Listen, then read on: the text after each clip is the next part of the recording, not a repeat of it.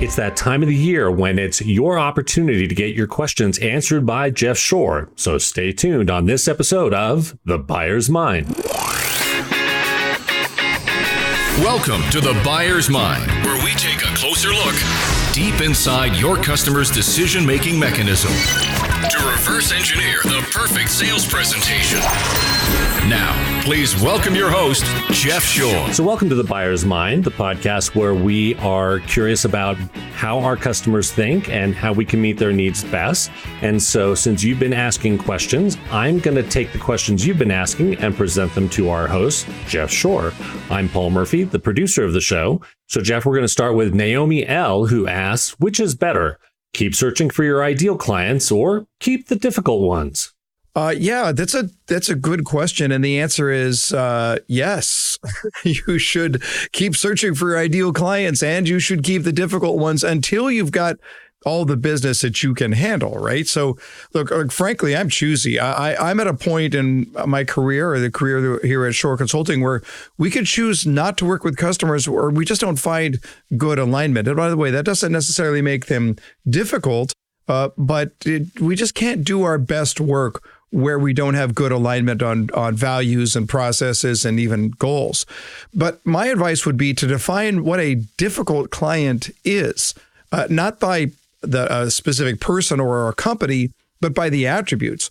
What are the attributes that you want to stay away from?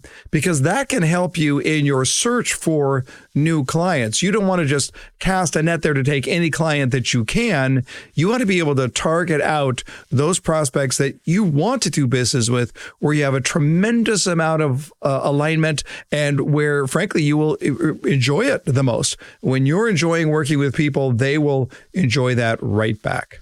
Great answer. So, Jeff, the next question comes from Juan C., who asks, I'm currently interviewing for my dream job. Do you have any tips or help when interviewing? Yeah, well, first of all, good luck to you, Juan. I hope it goes well. But I would argue that a job interview is a sales presentation. So you really have to ask yourself the question, what is the person across the desk looking for? Right? What would they be looking for in a great sales presentation?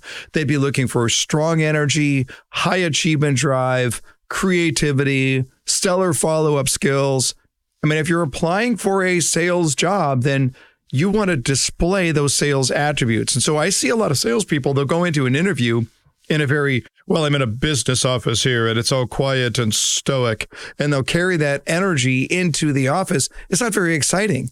That's not what the person across the desk is looking for. They're looking for somebody who is upbeat, positive, energetic. And you don't have to be coming out of your skin, but you want to be able to display to that hiring manager the same level of energy that they would want you to display to a prospect, to a client.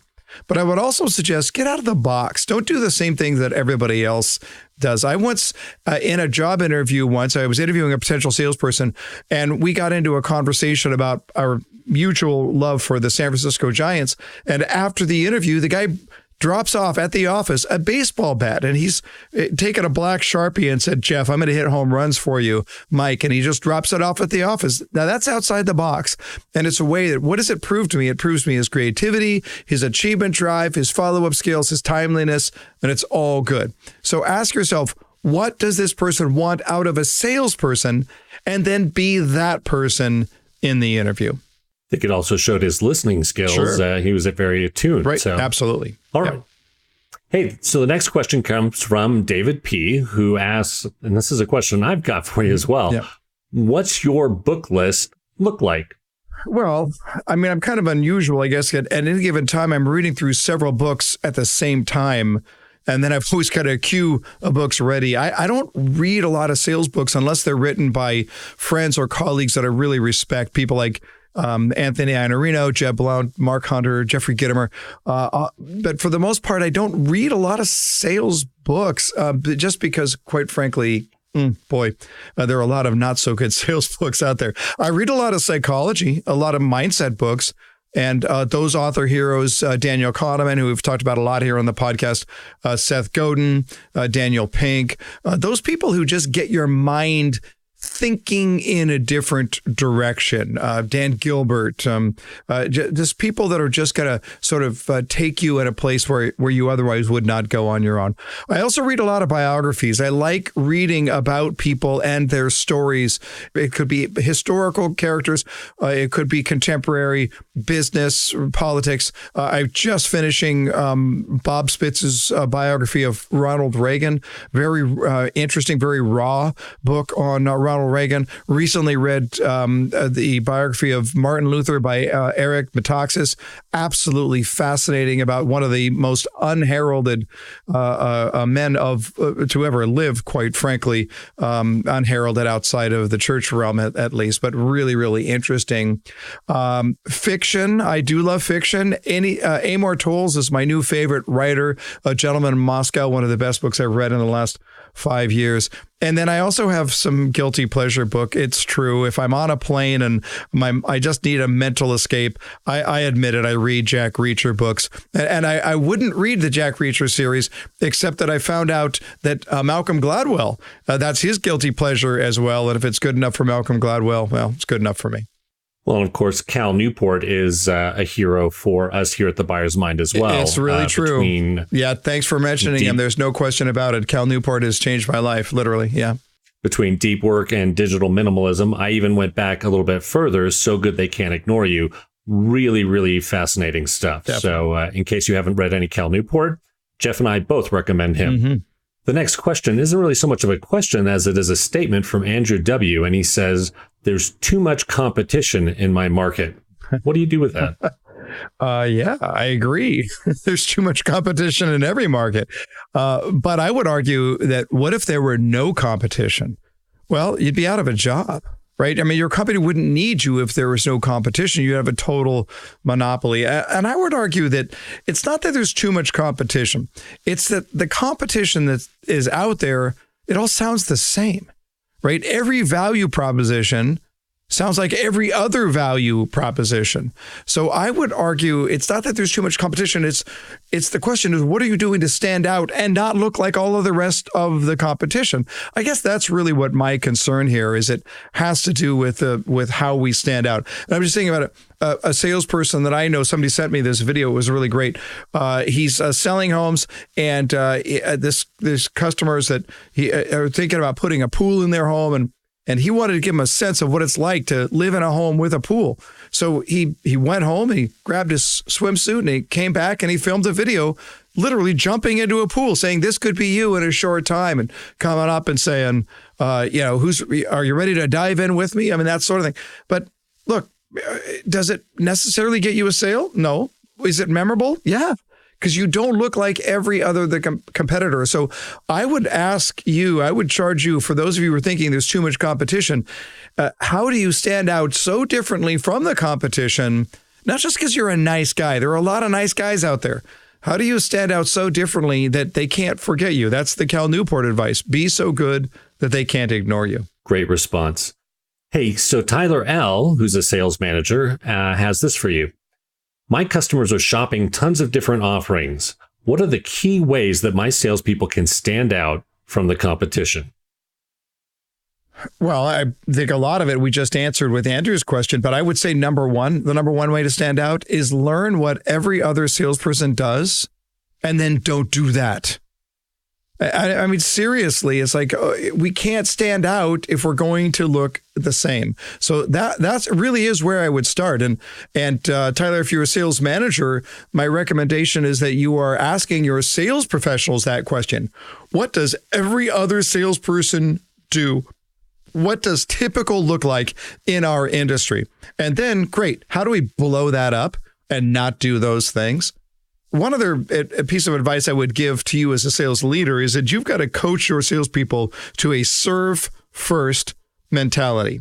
It's how can I improve this person's life? If you cannot improve this person's life, then you should not be doing what you are doing. And we've got to look at it from that side. It's not how do I sell? How do I make my quota? How do I get my commission? It's how do I serve? And one piece of advice along those lines, treat your prospects as if they were your repeat customers. treat those that you hope to buy from you as if you were dealing with people who have already purchased from you, and it'll change the way that you take care of them. Well, and I know one of the things that you've been pushing ever since we started the podcast back in 2017 is using video. It's easy enough to do a video text to people and other things. Would you like to mention anything about that? Yeah, it's the idea of standing out. It shouldn't be high tech. It shouldn't be cutting edge, but it is because nobody else is doing it. So if you want to leg up, go do something that proves to your client, I'm willing to out hustle, outwork, out creative, out discomfort my competitors. And I think video text messaging is a great way to do that. Okay, so this is not from me, but from Angie A, but I'm curious too. Do you get tired of being on the road? Because I know 3 weeks out of every month you are on the road. Do you ever get tired of being on the road? Yeah, frankly, yes, it can be grueling. But I would look at it and say there are aspects of every job that are difficult and sometimes undesirable. Look, what do you do? It can be difficult. There's no question about it. And there are times, I admit it, if I'm flying out on a Monday and flying home on a Thursday, it is likely that you're going to find cranky Jeff, right? The cranky point of my week is probably Thursday late afternoon, walking through an airport on the way to get on a plane to come home. And you'd think at that point I'd be really happy because I'm coming home. But the reality is I'm worn out, right? I've been giving and working with people all week long. And I love it. It's absolutely great. But I'm emotionally spent. And that makes me sometimes emotionally weak. So I'll walk through an airport and I'll just, there'll be 4 people walking abreast in front of me. And I'll just be like, some of us literally have a plane to catch. Do you see the airplanes around here? Or I'll just hear the kids, the toddler, and I was like, it's called a pacifier. Buy one and shove it in that kid's mouth. So it's the worst of me coming out. It really, really is. And I don't like it very much. I don't think that's the norm when I'm traveling, but on my worst days, that's what it looks like. What's the key? Well, the key for me is to always prepare for the worst. Right. I always have to prepare for the worst. So there are times when I'll be on a plane and my headphones will be blasting music. I mean, really loud, just to drown out the din of everything that's going on around me. But I always have work to do that I can do during a delay. I always have a book I can read. I always have some way to use the time productively. If I'm just on the wrong flight and I'm wedged right in there and the best that I can do is hold my tablet in front of me so I can read a book, well, so be it. That's what I'm going to do. It's not going to change my conditions by getting upset about it. I really do try to manage that as best I can. But I kind of would look at it this way. If travel is the price that I pay to do what I love so much, so be it. Right? Travel is just the price I pay, but what I get to do for a living, what I get to do is so cool that it really diminishes the pain of the travel, because at the end, I'm either going to work with sales professionals, sales executives, companies that I really, really enjoy working with, or I'm on a plane going home to be with my wife, my kids, my grandkids, or to play hockey. And either way, I win. It's all good. I can remember when I was younger being jealous of people that were traveling all the time, thinking, they get paid to fly, they get paid to eat out, and they get to stay in hotel rooms where it's, just fancy, quiet. Mm-hmm. And then I realized that is not the picture at all, is it? Well, yeah, flying is the airplane and airport experience isn't fun.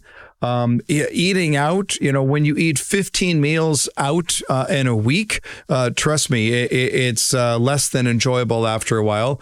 And after all of the different hotels that I've stayed in, believe me, it takes a lot to impress me in a hotel room. That doesn't mean that I'm snooty or snobby. It's just like, to me, is it clean? Is it a comfortable bed? Does it have a comfortable pillow? Okay, I'm good. So I don't, it's really not that, glamour time. Now look, when I start booking more gigs in Paris, when I start doing a whole lot more work in Siena, in Tuscany, and in central Italy, okay, well, then maybe I'll feel differently. But for the most part, it's that the travel is just the price you pay in order to do what you love to do. Hey, I just got an idea. Thanks to you. We should do a podcast in Tuscany, and you and I should travel there to record. Yeah, I think our audience knows that you are not with me when we do these. You are perfectly capable of doing these from your home office there at Murph, and so that's fine. I'll go to Tuscany, and you can record from Colorado Springs. Fair enough. All right, so I've got a question also from Paul J., and he says, you say that we should really focus on getting to know the customer early on. And I agree. But what about the customers who just want to dive into the facts, the data, the pricing, etc., right out of the gate? Yeah, well, listen, why would they want to do that? I mean, I think that's where it starts. Why do they want to dive into the facts and the pricing and all of the information analysis right out of the gate? Because I look at it, and this is a question that I ask sales professionals a lot. Does everyone have a story? Right? Does every customer, does every prospect have a story? And of course, the answer is yes. Everyone agrees that everyone has a story. Next question, do they want to share it? Now, what's interesting is that a lot of salespeople at first glance will say, no, they don't want to share their story. And I wholeheartedly disagree with that. I think they absolutely want to tell their story. They just may not want to share it with you. Not yet, anyway. See, everybody has a story and everybody wants to share their story, but they only want to share their story with people that they can trust, with people that they believe want to hear it and can help them with it. So when we say, what do we do with the customers who want to dive into the facts and the data and the pricing right out of the gate? Well, I would argue it's a trust issue. People divert to the facts because they're just not ready to open up. So, look, you can't just ignore them and say, no, I'm sorry, I'm not going to answer those questions. Go ahead, address those questions, but that doesn't absolve you from learning the story. So one way to do this is to early on in the process, use a technique that I call the permission to question. Hey, can I ask you a couple of quick questions? I just want to make sure I'm pointing you in the right direction. You're asking permission. You're letting him know it's just a couple of questions. It's not going to take very long. And you're letting him know the reason we're doing it is to help you. And if we could do that, that allows us to slide into understanding their story without having to get into all the data and logistics and analysis. When you move people too far away from their story and into the logic, you're going to have something, it's going to cause people to try and buy in a way that goes against their nature. We want to buy emotionally, but we're asking a bunch of questions and getting a bunch of answers that only speak to our logic, to our analysis, to that left side of the brain. We want to get into the right side of the brain. And we do that by asking about their story. Tell me why you're thinking about making a move in the first place. Tell me why you're thinking about purchasing in the first place. What prompted that conversation? If we can get back into their history a little bit and understand the pain points, everything changes. Well, and I remember asking one of our coworkers, Ryan Taft, who does a lot of training, when an engineer comes in and starts asking a lot of questions about data and facts and all those kinds of things, instead of really kind of expressing their story, you kind of go, well, they're an engineer. They want to know that stuff. But there is an underlying emotion that he mentioned that surprised me. And that's the fear of, what if something's wrong with how this is created, built, or whatever it might be? And I was like, wow, that makes a lot of sense. There is an emotion there that can be gotten to even through diving into facts and data and pricing if we're willing to ask the questions, like you said, of our customers. Yeah, there's no question about it. There's no doubt. But let's get it in order. Wherever we can, we want to know the backstory first, because the backstory will give us context into all of those other questions that they are asking. All right. So the last question that I have is from Ryan J. And he says, I'm seeing a lot of people who just don't seem that excited to purchase. How do I build a greater sense of enthusiasm? Well, look, I don't want to be too direct. I don't want to be too brutal here. But Ryan, my friend, it's not in your customer's job description to be excited. It's not part of their gig to walk through your door with energy and excitement and to be able to say right from the very beginning, hey, here I am. This is going to be great. Can you help me with this? That's just not their job. I would look at it from the perspective that you control the emotional altitude, right? I mean, you control that energy. It's a unilateral decision. You made that decision before they walked through the door. If you made that decision unilaterally, then you are also the one who is going to control how this all comes together. You're going to control what the emotional altitude is going to look like. So I just want to argue it's not your customer's job description to be excited. You control that. You do that. And I think that'll make all the difference in the world. Count it as something of a game. And then it's a game you don't lose, right? At the end of the day, the emotional altitude goes up because you had it go up. Well, Jeff, as I look, the mailbag is empty. So we have done our job for this part of the year, but every fifth week that we have that opportunity, we try to open the mailbag and take the opportunity to answer any questions that you, our audience, might have. Feel free to write us at ask@jeffshore.com, and we'll compile those for the next time we open the mailbag, and hopefully you'll hear questions answered there. Also, if you listen to us on YouTube, please like, subscribe, and hit that notification bell so you know when we've posted new content. Speaking of new content, we've started a new series on YouTube called 5-Minute Sales Training with Jeff Shore. So once again, thank you for listening to The Buyer's Mind, and remember to go out there and change someone's world.